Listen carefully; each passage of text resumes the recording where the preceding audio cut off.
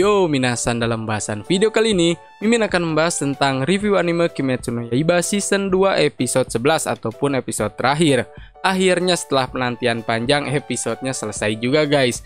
Dan mudah-mudahan kalian puas dengan review Mimin. Kalau ada yang kelewat ataupun kurang menurut kalian, silahkan tulis di kolom komentar. Langsung aja guys, kita check it out.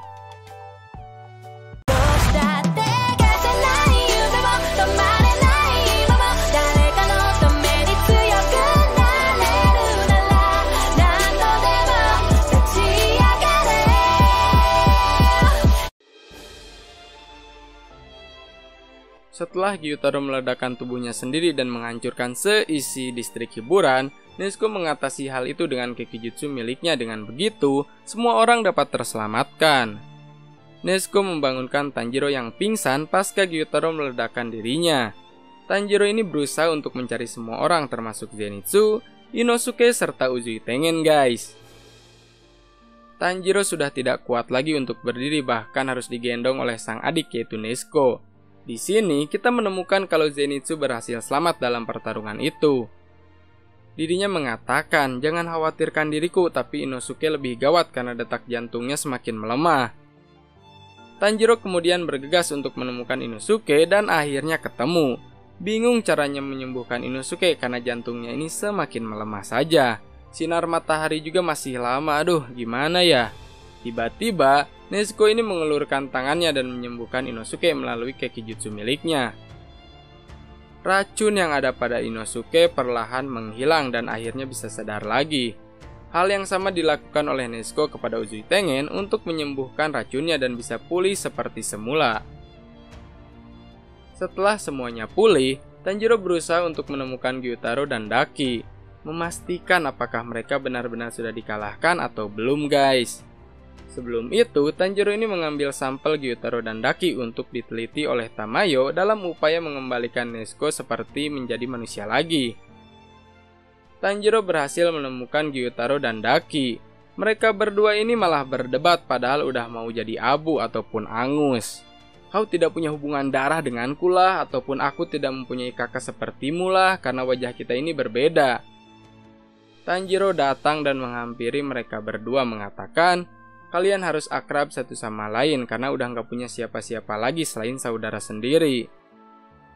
Sesaat Daki menghilang, Gyutaro memanggilnya dengan nama Ume, bukanlah Daki. Masa lalu Gyutaro dan Daki, mereka berdua lahir sebagai kelas terendah di distrik hiburan. Kehidupannya benar-benar sangat kasihan dan bikin iba. Ibunya ini terus berusaha untuk menghabisi Gyutaro dari sebelum lahir bahkan sesudah lahir karena dianggap sebagai beban. Gyutaro terus bertahan hidup padahal orang-orang di sekitarnya ini menganggapnya kotor dan bau. Dirinya kerap memakan serangga atau makan apa aja yang penting gue bisa hidup. Semuanya mulai berubah saat sang adik lahir ke dunia. Ume membuat kehidupan Gyutaro menjadi lebih baik. Dirinya handal bertarung dan menjadi penagih hutang di dalam distrik hiburan. Dan kini Gyutaro ini bisa makan lebih enak ketimbang sebelumnya. Semua itu berubah lagi saat Ume menginjak usia 13 tahun. Gyutaro menemukan sang adik terbakar hangus tak bersisa. Hal ini dikarenakan dirinya mencolok mata seorang samurai dan membuatnya kesal. Gyutaro pada saat itu menjadi lengah dan ditebas oleh samurai yang melukai Ume. Dirinya sempat tidak berdaya pada saat itu dan tidak mampu melawan. Dengan tenaga yang tersisa, Gyutaro ini mampu menghabisi samurai itu dalam satu kali serangan saja. Gyutaro mulai berjalan sambil membawa Daki yang sudah terbakar. Di sini tidak ada satu orang pun yang menolongnya. Aduh, sedih banget asli. Tiba-tiba salju turun dan sang iblis bulan atas nomor 2 Douma hadir untuk menawarkan Gyutaro dan Daki menjadi iblis. Dirinya menawarkan, "Jika kau menjadi iblis, maka adikmu yang malang itu akan hidup kembali." Gyutaro kemudian menjadi iblis dan menerima tawaran Douma, namun dirinya ini masih memiliki satu penyesalan di dalam hidupnya. "Mungkin kau menjadi seperti ini karena akulah yang membesarkanmu dan salah mendidikmu. Rebutlah sebelum orang lain merebutnya darimu, Ume." Di sini sedih banget guys ketika Gyutaro dan Daki ini bertemu di alam yang lain. Gyutaro mengatakan kepada Daki untuk tidak mengikutinya. Namun sang adik Ume ini meyakinkan Gyutaro untuk tidak lupa dengan janji yang pernah kita buat. Kita berdua akan terus bersama hingga akhir. Anjir, nangis gue cok, asli gak kuat ya. Gila sih, ini episode akhirnya dibikin nangis aja gitu ya buat para penontonnya.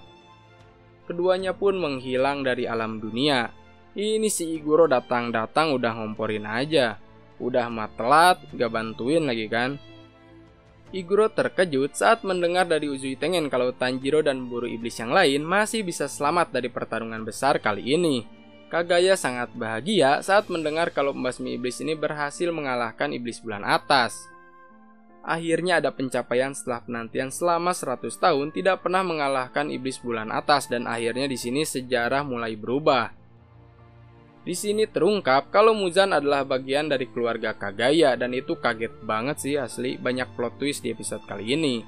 Akaza kemudian dipanggil ke Infinite Castle oleh Muzan bersamaan dengan iblis bulan atas yang lain.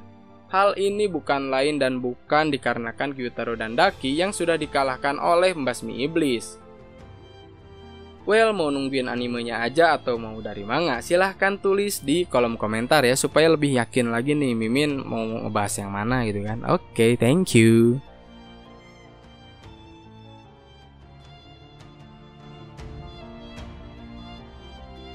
Sekian pembahasan video kali ini tentang review anime Kimetsu no Yaiba Season 2 episode 11 ataupun episode terakhir.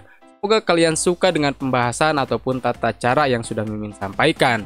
Jangan lupa di like, komen, dan subscribe dan di share ke teman-teman kalian dan seluruh media sosial kalian supaya channel ini makin maju lagi dan tumbuh berkembang karena anime bukan kartun. Goodbye guys.